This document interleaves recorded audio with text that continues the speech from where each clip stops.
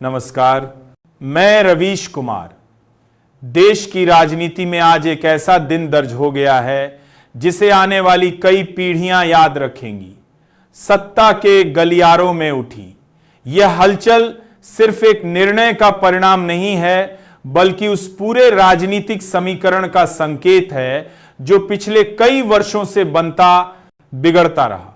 आज देश भर में एक ही सवाल गूंज रहा है, क्या वाकई राजनीतिक इतिहास का सबसे बड़ा गठबंधन संकट सामने आ चुका है? और क्या इस संकट का केंद्र वही नेता है जिसे आज विपक्ष से लेकर सत्ता के सहयोगी दल तक कटघरे में खड़ा कर रहे हैं? राजधानी की सड़कों पर सुबह से ही बेचैनी फैल गई थी। मीडिया हाउसों में, राजनीतिक दफ्तरों में और यहां तक कि सोशल मीडिया पर भी असाधारण सक्रियता दिखने लगी थी। हर किसी को लग रहा था कि आज कुछ बड़ा होने वाला है और दोपहर बाद वह बड़ा धमाका हो ही गया जब एक ऐसे प्रमुख क्षेत्रीय नेता ने प्रेस कॉन्फ्रेंस बुलाई जिनके फैसले का असर केवल उनके राज्य तक सीमित नहीं रहता, बल्कि राष्ट्रीय राजनीति की दिशा तय करता है। उन्होंने आते ही बिना किसी भूमिका के कहा, हम अब उस गठबंधन का हिस्सा नहीं रहेंगे। बस इतना ही काफी था। देश भर की राजनीति हिल गई। पत्रकारों की कतार में बैठा हर रिपोर्टर एक दूसरे की ओर देखने लगा, जैसे वह सुनने में गलती कर रहे हो। लेकिन नहीं, यह वही बयान था जिसका अनुमान लगाया जा रहा था, लेकिन जिसकी उम्मीद कम थी। यह फैसला सिर्फ टूटते रिश्ते का प्रतीक नहीं था, बल्कि सत्ता के शीर्ष नेतृत्व के प्रति बढ़ते अविश्वास का संकेत भी था। सहयोगी दल खुलकर आरोप लगा रहा था कि फैसले एक तरफा लिए जा रहे हैं, राज्यों को दरकिनार किया जा रहा है और केंद्रीय नेतृत्व अपने ही तरीके थोप रहा है। सबसे बड़ा झटका तब लगा जब प्रेस कॉन्फ्रेंस के दौरान यह भी कहा नैसल में गया कि प्रधानमंत्री स्तर पर बातचीत के बावजूद हालात नहीं सुधरे, जिसके बाद यह कदम उठाना मजबूरी बन गया। राजधानी के राजनीतिक गलियारों में यह खबर आग की तरह फैल चुकी थी। दूसरी ओर सत्ता पक्ष की ओर से भी बयान आने लगे। कहा गया कि यह फैसला जल्दबाजी में लिया गया है, बातचीत जारी रहती तो समाधान निकल सकता था। लेकिन सच्चाई यह है कि तनाव पिछले कई महीनों से बढ़ रहा था।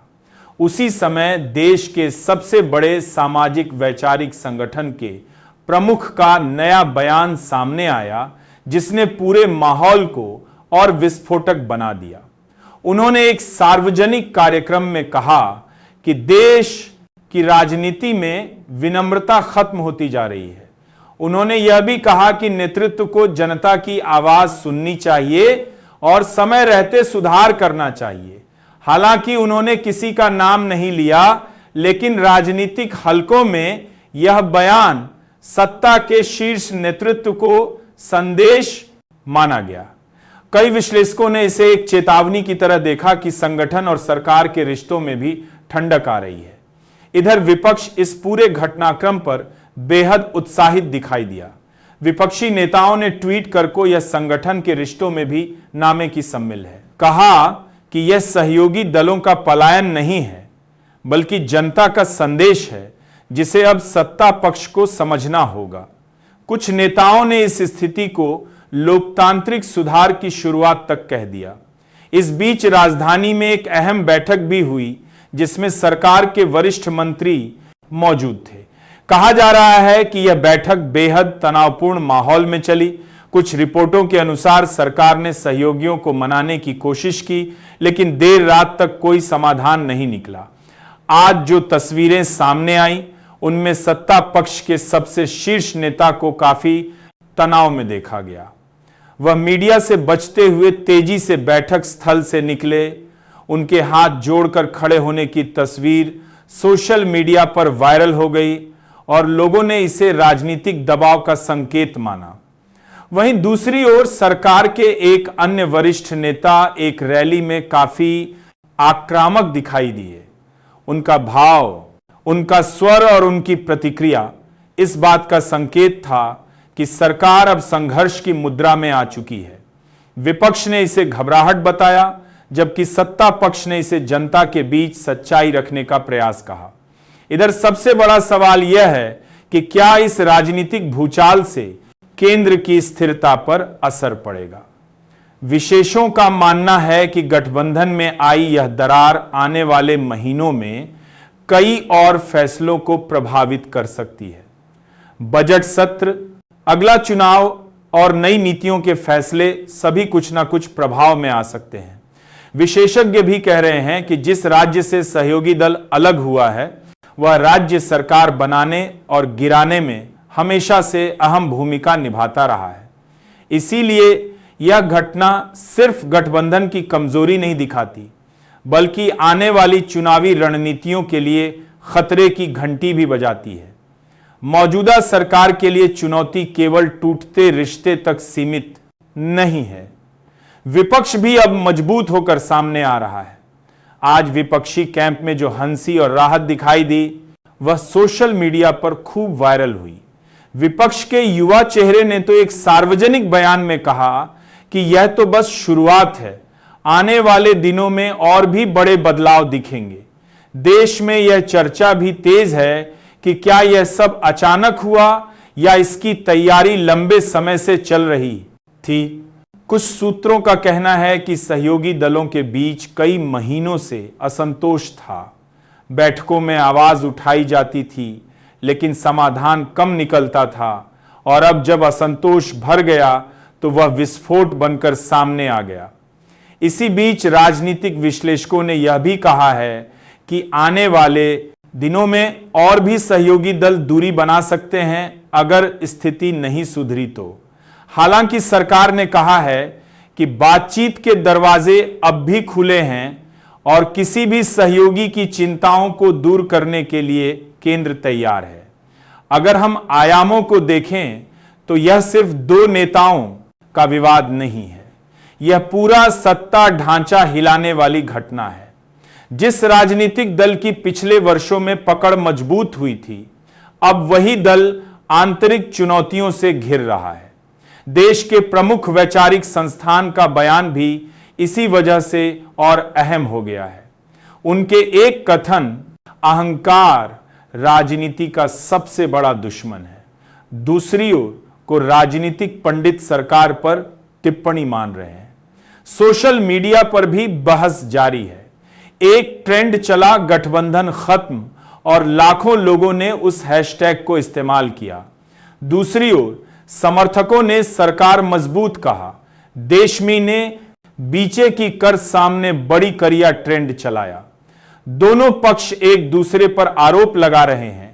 राजनीतिक पार्टियों के दफ्तरों में भी लोग लगातार टीवी देखते दिखे। हर जगह एक ही सवाल, क्या सरकार गिर जाएगी? क्या नए समीकरण बनेंगे? क्या विरोधी दल इसका फायदा उठाएंगे? इस समय सरकार के लिए चुनौती यह है कि वह जनता के सामने एकजुटता का संदेश दे सके। उनके वरिष्ठ नेताओं ने कहा है कि देश को स्थिरता की जरूरत है। राजनीति में उतार चढ़ाव आते रहते हैं और बड़ा नेतृत्व संकट से निकलने का रास्ता खोज लेता है। लेकिन सवाल यह भी है कि क्या सहयोगी दल वापस आएगा? विशेषज्ञों का कहना है कि 2024 की राजनीति में स्थितियां बहुत अलग हैं। हर दल अपनी मजबूती बढ़ाने में लगा है, इसलिए वापसी के आसार कम ही हैं। देश के कई राज्यों से भी प्रतिक्रियाएं आई हैं। कुछ मुख्यमंत्री ने कहा कि इस घटना से पूरे देश में राजनीतिक अस्थिरता पैदा होगी। वहीं कुछ विपक्षी राज्यों ने कहा कि यह जनता की जीत है। आज पूरे दिन राजधानी के राजनीतिक गलियारों में जिस नेता की सबसे ज्यादा चर्चा रही वह व्यक्ति था जिसने प्रेस कॉन्फ्रेंस में कठोर शब्दों में गठबंधन छोड़ने का ऐलान किया। उनका हंसता हुआ चेहरा सोशल मीडिया पर वायरल हुआ और लोग कई तरह की व्याख्याएं करने लगे। क्या यह हंसी सत्ता पर तंज थी या लंबे समय से दबे हुए असंतोष का हल्का सा इशारा? जेडीयू के समर्थन को नजरअंदाज करते हुए केंद्र ने अपनी मनमर्जी से कैबिनेट बनाई और विभाग बांट दिए। जेडीयू ने जो मांगा था वह नहीं मिला, जो दिया गया वह भी मन मुताबिक नहीं था। अब नीतीश कुमार उसी का जवाब बिहार में दे रहे हैं स्पष्ट संदेश के साथ कि तय वे करेंगे कि कौन क्या बनेगा। अब अगली शर्त पर आते हैं, अध्यक्ष और सभापति का संतुलन। यह मुद्दा पहले भी उठा था जब विधानसभा अध्यक्ष और विधान परिषद के सभापति दोनों पद बीजेपी ने अपने कोटे से भर दिए थे। इससे जेडीयू के भीतर बेचैनी थी और वजह भी साफ थी। ये दोनों पद सिर्फ औपचारिक नहीं होते। विधानसभा अध्यक्ष वही व्यक्ति होता है जो फ्लोर टेस्ट के समय तय करता है कि कितने विधायक अयोग्य होंगे और कितने नहीं।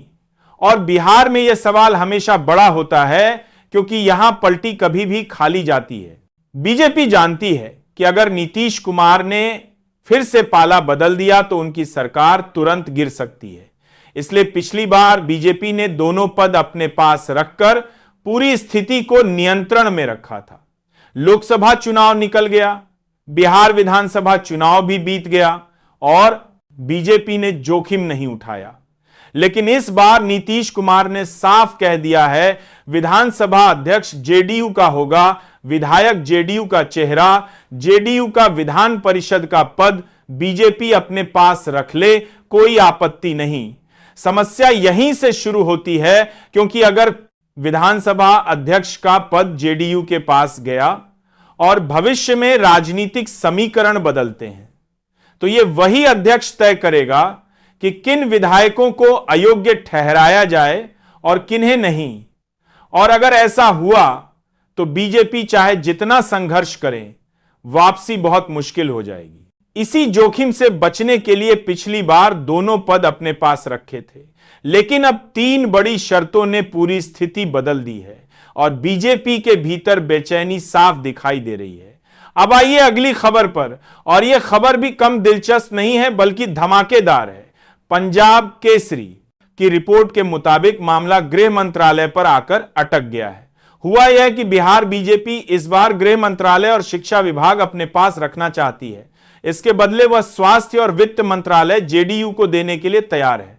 जेडीयू शिक्षा विभाग छोड़ने को तैयार दिख रही है, लेकिन गृह मंत्रालय पर मामला जस का तस अटका हुआ है। इसके पीछे का खेल भी समझ लीजिए। नीतीश कुमार 2005 से अब तक लगातार गृह मंत्रालय अपने पास रखते आए हैं। यह वह विभाग है जिसे वह किसी भी कीमत पर हाथ से नहीं जाने हैं।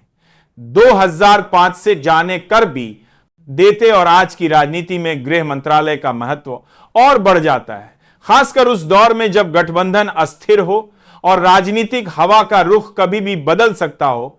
नीतीश कुमार को इस बात का कोई भरोसा नहीं कि उनके विधायकों को तोड़ने की कोशिश बीजेपी नहीं करेगी।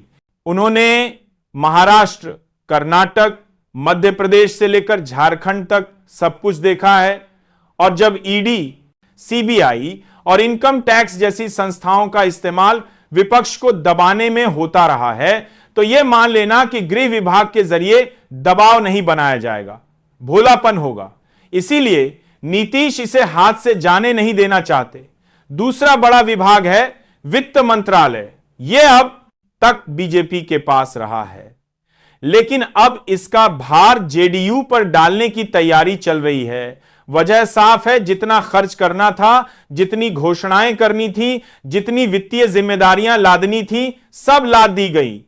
अब जब रिकवरी, संतुलन और संसाधन जुटाने की बारी आई तो वित्त मंत्रालय जेडीयू के खाते में डाल दिया जाएगा और कल अगर हालात बिगड़ते हैं तो कहा जाएगा देखिए हम तो राष्ट्रवादी हैं, हमने तो कोई गलती नहीं की।